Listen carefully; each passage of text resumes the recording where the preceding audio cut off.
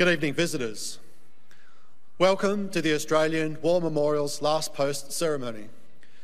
My name is Craig Burrell, and joining us today from the Royal Australian Navy is Lieutenant Commander Richard Munton. We warmly welcome the family of Gunner Clary Everson, whose story will be told shortly. We would also like to welcome all those who have joined us at this ceremony to commemorate Reserve Forces Day, which recognises the service and achievements of the Reserve Forces and the Australian Defence Force. We acknowledge both former and current serving members of our Reserve Forces and thank you for your service. We welcome the veterans who have served, those that are still serving, and the families that support them. We acknowledge the members of RSL and Services Clubs Association, RSL Victoria and RSL Queensland, who are watching the broadcast of this ceremony around Australia. During this evening's ceremony, wreaths will be laid at the base of the Pool of Reflection by family and visitors. Please stand and join in singing the National Anthem.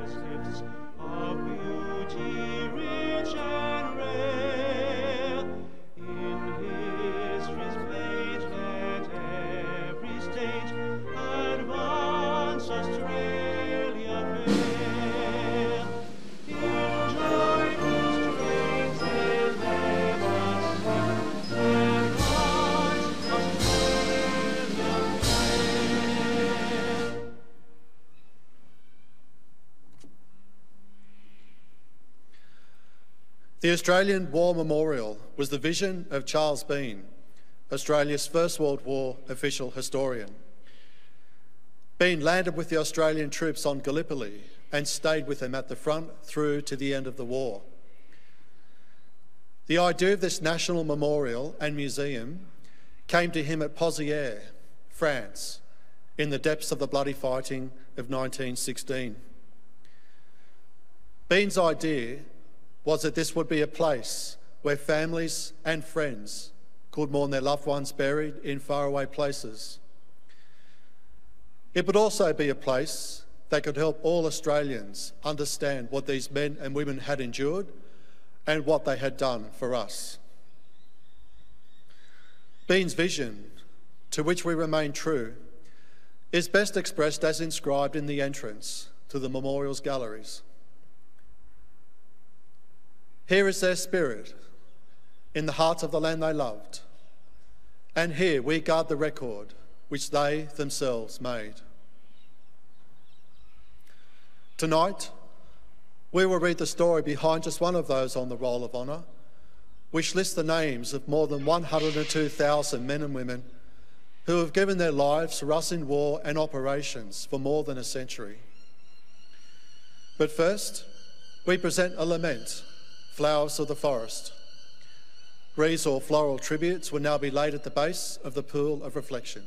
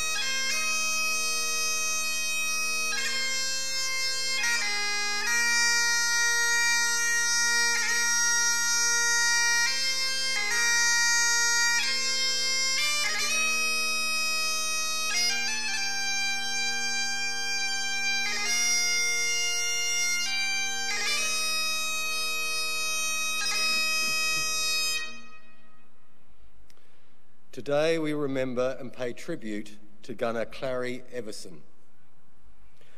Clary Everson was born on the 29th of May 1910 in Coonabarabran, New South Wales, to James and Hannah Everson. Clary worked as a farm labourer at Bungalgumbi, Dubbo. He married Edna May Everson, and the couple had a daughter, Doreen May Everson.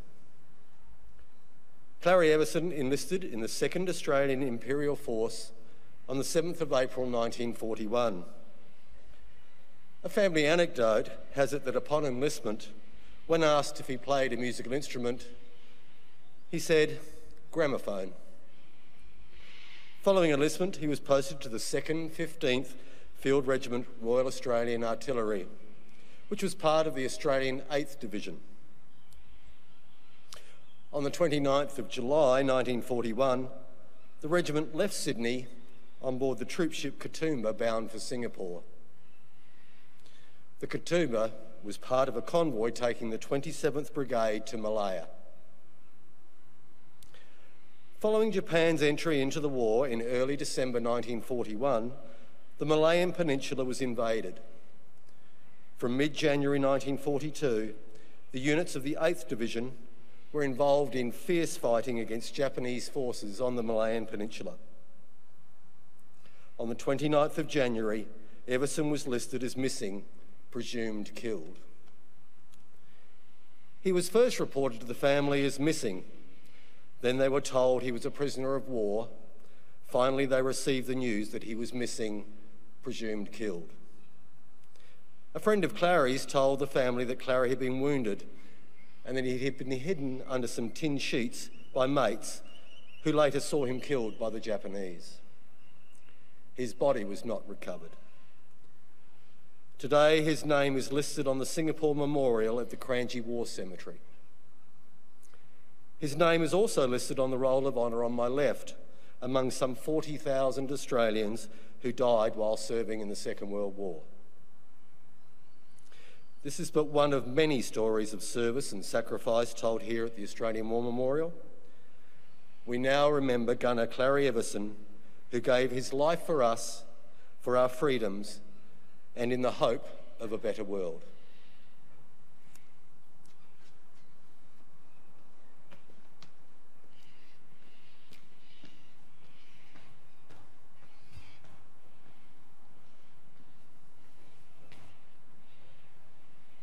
They shall grow not old as we grow old, as we who are left grow old.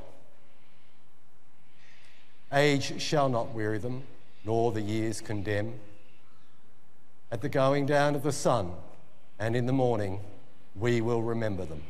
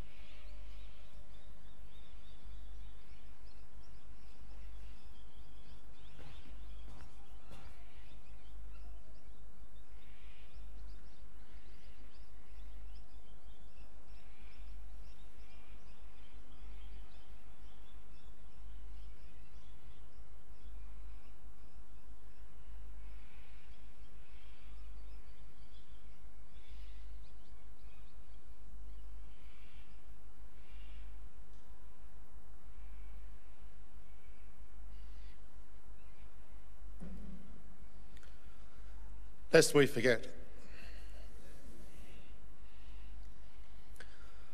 We leave you this evening with the words of the memorial's founder, Charles Bean. Many a man lying out there at Pozieres or in the low scrub at Gallipoli, with his poor, tired senses barely working through the fever of his brain, has thought in his last moments, well, it's over. But in Australia, they will be proud of this. Ladies and gentlemen, that concludes the last post ceremony.